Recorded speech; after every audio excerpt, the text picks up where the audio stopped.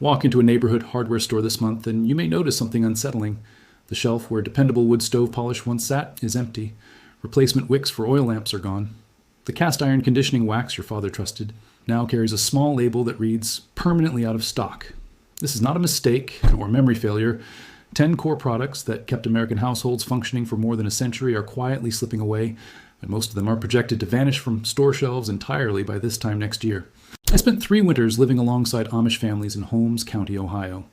What I saw inside their barns and pantry rooms fundamentally altered how I understood everyday commercial products.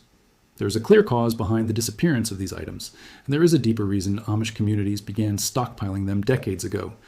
Stay with this account to the end, because it culminates in a government document issued in 1937 by the USDA, laying out the precise substitutes these families depended on. Every single alternative can still be gathered or prepared today, without contractors, licenses, or permits. The first sign that something was changing appeared in a small rural store outside Millersburg. An elderly Amish man was loading his cart with more than 10 glass bottles of a substance most modern shoppers ignore. It was pure gum spirits of turpentine, the real form distilled directly from pine sap, not the petroleum-based imitation sold in paint aisles. When asked why he needed so much, he looked up and said that within roughly 2 years it would no longer be available anywhere. His warning proved accurate. Authentic gum turpentine has nearly disappeared from domestic retail shelves over the last 2.5 years. The final large-scale distillation facility in the American Southeast has closed. As a result, what is now sold under the name turpentine is largely mineral spirits infused with pine scent. This loss is far more significant than it appears. True gum turpentine was the foundational component in furniture waxes, medicinal chest rubs, lamp oil blends, and the historic wood sealants that preserved farmhouse floorboards for a century or more. A study released in 2019 through Penn State Extension confirmed that genuine pine resin and real turpentine contain alpha-pinene molecules that penetrate wood at the cellular level and protect it internally. Artificial replacements cannot perform this function. Amish craftsmen understand this distinction clearly. That knowledge explains why that man secured 12 bottles while others walked past unaware. Yet turpentine was only the beginning. The second disappearing staple once existed in nearly every American household in 1955 and is now rarely seen. Borax, specifically authentic 20 Mule Team borax, pure sodium tetraborate in the familiar yellow and green cardboard box. This product is currently undergoing quiet reformulation, rebranding, and in some regions, complete removal from retail sale. In 2023, an online homesteading group tracked the box size of this identical product over an 8-year period. The weight dropped from 76 ounces to 65 ounces, and the formula was weakened across multiple states. The packaging now restricts use to laundry only and displays hazard warnings that did not previously exist. This matters because borax served as a base compound for homemade ant baits, timber preservation against termites, textile flameproofing, and as a mineral supplement essential to maintaining dairy herd health on Amish farms for generations. Agricultural records from Ohio State University, dating to 1952, document Amish families soaking barn beams in borax solutions. Those same beams remain intact and termite-free today. Modern synthetic insecticides cannot replicate this outcome. The raw mineral is required. If borax still appears on a shelf, understand that you are looking at an object future homeowners will encounter only in historical references, wondering why it vanished. The third fading item resonates with anyone raised by a grandfather who built and repaired things by hand. These are the traditional alternatives to whale oil used for precision maintenance, specifically genuine neatsfoot oil and unadulterated lanolin grades. Woodworkers, leather artisans, and watch repair specialists have relied on these materials since the 19th century. Authentic neatsfoot oil is derived from the shin bones of cattle. It is rapidly being replaced with synthetic blends. A brief published in 2018 by the Cornell Agricultural Archive found that these substitutes fail to properly condition leather fibers. Older stock is being liquidated. New versions emit a harsh odor, leave residue, and cause heavy boots and saddle leather to crack within a few seasons. Traditional leather workers in Lancaster County rejected the altered formula 4 years ago. They now depend on a single independent rendering operation in Pennsylvania. The owner is 71 years old and has no apprentice in training. The fourth disappearing product connects directly to the kitchen. Before 2007, the classic Crisco formula relied on partially hydrogenated cottonseed oil. This created a flawless polymerized nonstick layer on cast iron cookware. Health-driven reformulation changed the composition, and the modern version no longer bonds the same way. A metallurgical analysis conducted in 2015 at Auburn University compared vintage conditioning fats with contemporary alternatives. The original formula produced a dramatically tougher surface. This explains why an old family skillet performs effortlessly, while newer pans begin peeling after a single year. Those traditional fats, including home-rendered lard and tallow, still processed by Amish families, have nearly vanished from commercial distribution. The fifth product is lye, pure sodium hydroxide crystals, once essential for traditional soap making. The Red Devil brand, a fixture beneath American sinks for 80 years, was permanently discontinued in 2018. Small containers can still be found online, but the bulk supply that enabled household soap production, heavy-duty drain clearing, and preservation preparation has disappeared. Public explanations cite safety concerns. However, a deep analysis posted in 2021 on a chemistry forum revealed that regulatory complexity became so burdensome that retailers simply stopped carrying it. Amish households in Ohio produce their own lye from hardwood ash. They follow a process documented in an 1863 guide titled The American Frugal Housewife by Lydia Maria Child. The book remains available today. The chemistry remains valid. Only the retail shortcut is gone. The sixth vanishing item is authentic kerosene. Not the diluted K1 fuel sold at fuel stations at a premium above diesel, but crystal clear grade 1 kerosene that once burned cleanly in Aladdin lamps and illuminated rural homes for 150 years. Today, sulfur levels are higher. Additives have changed. Aladdin mantle wicks that once lasted for years now clog and fail within months. A discussion thread from 2022 on a preparedness forum collected more than 400 responses from individuals nationwide reporting the same failure at the same time. If you live in a standard house built before 1980 and believe these changes only affect large farms or workshops, reconsider. Every item mentioned so far has an alternative that can be prepared or sourced within a single weekend inside a suburban garage without permits or contractors. Hardwood ash lye can be obtained directly from a household fireplace. If oak, hickory, or maple has been burned recently, the raw material already exists in a bucket outdoors. Steep the ashes in collected rainwater for 3 days, strain through cloth, and reduce the liquid with heat. The result is potassium hydroxide, capable of performing the same functions as commercial sodium hydroxide in cleaning and soap making. Lydia Maria Child recorded this method in 1833. Amish families never abandoned it. You could handle this easily on a Saturday morning. To restore cast iron, you don't actually need vintage Crisco. What works is beef tallow rendered from raw sweet. Your local butcher often discards it, so it can be had for pennies. Cook it slowly over 4 hours, strain the solids, and you obtain the same miracle grease Amish families rely on for skillets and Dutch ovens. It outperforms any commercial pan conditioner available today. The 2015 Auburn University study confirmed that tallow forms a far harder polymer shell than any plant-based oil. Need turpentine? Pine sap can be gathered by hand if you live near a pine grove. Scoring the bark produces resin in a couple of weeks. Purify it with a simple copper distillation setup costing around $60. The full procedure is detailed in the 1908 USDA Farmers Bulletin number 329. It's public domain and downloadable immediately. But here is where the story darkens. The disappearance of these staples is not just natural market change. Certain organizations profited from public ignorance for decades. Now, as the older generation fades, they are quietly removing the very tools needed for self-reliance. In the 1970s, during the early growth of the Environmental Protection Agency's chemical registry, large household corporations funded subcommittees writing classification rules. Reviewing Federal Register logs from 1976 to 1982 makes the pattern clear. Every classic mixture enabling independent production of soaps, preservatives, fuels, and cleaners faced new reclassifications. This bureaucracy made small operations financially impossible. Corporate giants easily absorbed compliance costs, but boutique manufacturers, supplying rural towns and Amish communities, went out of business one after another. The seventh disappearing product is pure beeswax foundation sheets for backyard beekeeping. Today's standard commercial foundations are infused with synthetic chemicals and meticides, as confirmed in a 2019 report from the University of Maryland Bee Lab. Untreated authentic beeswax, the type Amish rely on, is now available only from a tiny fraction of aging suppliers. When they close, hobbyist beekeepers nationwide will depend entirely on polluted commercial alternatives. The eighth item is unadulterated food-grade, diatomaceous earth. Large sacks, once used by farmers to protect stored grain, are now reformulated and rebranded solely as pesticides.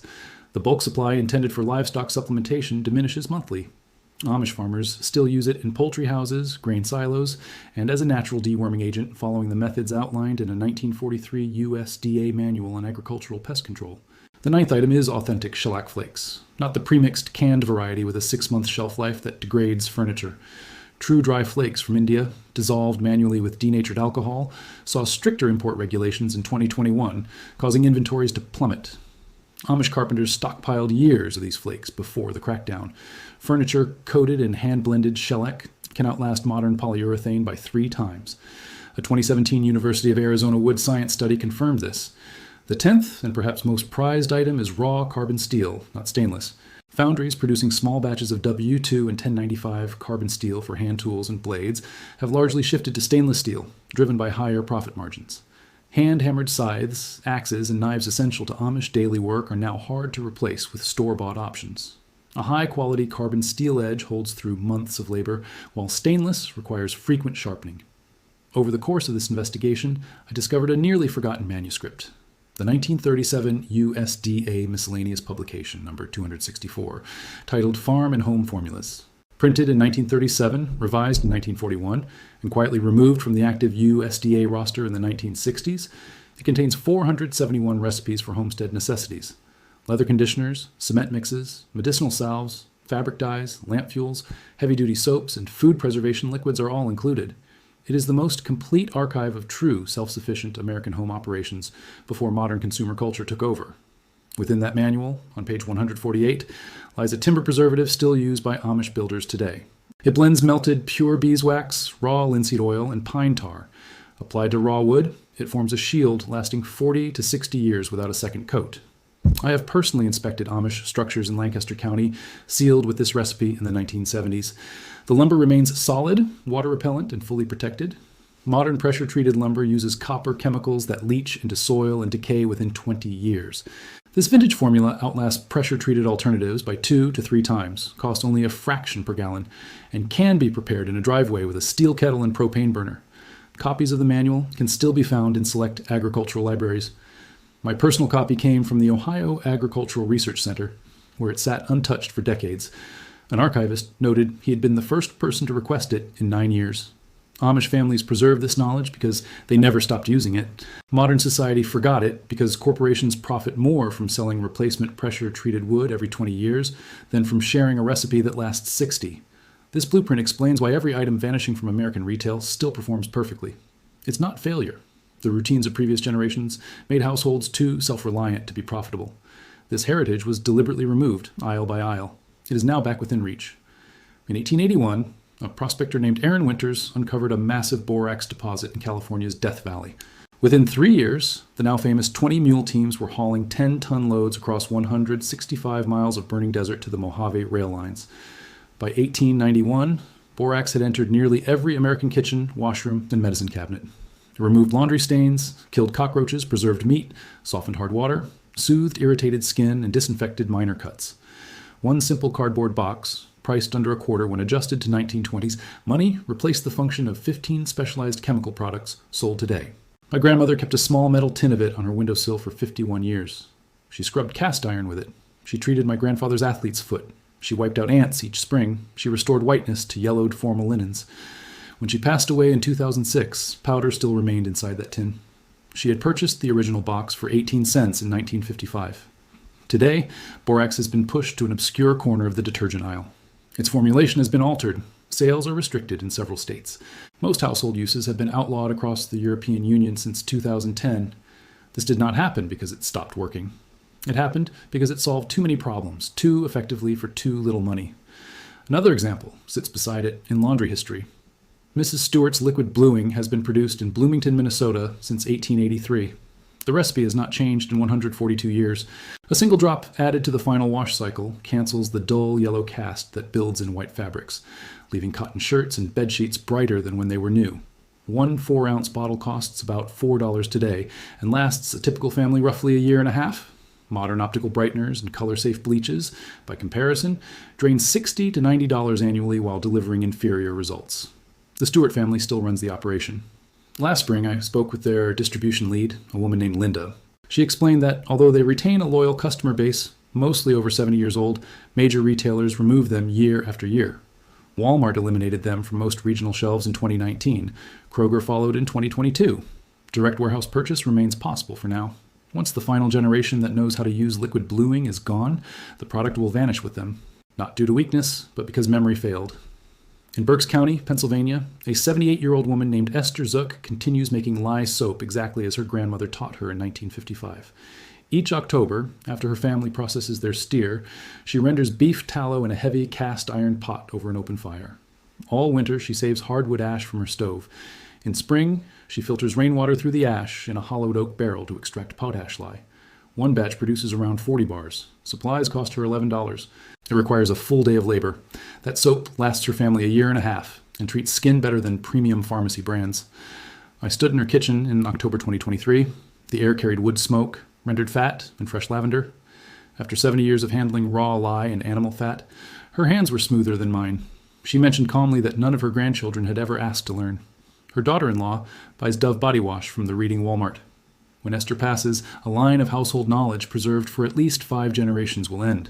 Perhaps 400 women across traditional communities in Indiana, Ohio, and Pennsylvania still make soap completely from scratch. In 1940, millions of rural American women did the same. This same erosion appears with copper canning pots, hand-cranked ice cream churns, solid wood butter presses, and flat iron stoves. At an estate sale in Intercourse, Pennsylvania this past August, a fully functional wooden butter churn built in 1896 sold for $42. Next to it sat a plastic ice cream machine manufactured in 2019. It failed after 2 seasons and originally retailed for $189. The auctioneer, Samuel Stoltz, who has managed sales across Lancaster County since 1978, told me this happens every weekend. Tools designed to last 4 generations sell for almost nothing because buyers no longer know how to use them. Modern devices made for landfills draw bids because the branding is familiar. One final object captures this entire shift. Consider the galvanized zinc washboard produced by the Columbus Washboard Company in Logan, Ohio since 1895. It was once the backbone of American laundry. Between 1900 and 1945, the factory produced well over 1 million washboards each year. Today, operating in the same building with some original machinery, they press fewer than 18,000 annually. Most are bought as rustic decor or musical percussion instruments. The few used for washing clothes belong to off-grid homesteaders, Mennonite families, and a growing number of young women who discovered, often through an old book or an elderly relative, that a sturdy washboard paired with homemade lye soap cleans heavy denim far better than a $90 front-loading washer and a cup of costly liquid detergent. That washboard costs $26 and will outlast the house it sits in. The company survived the Great Depression, 2 world wars, the rise of electric washers, and the collapse of American manufacturing.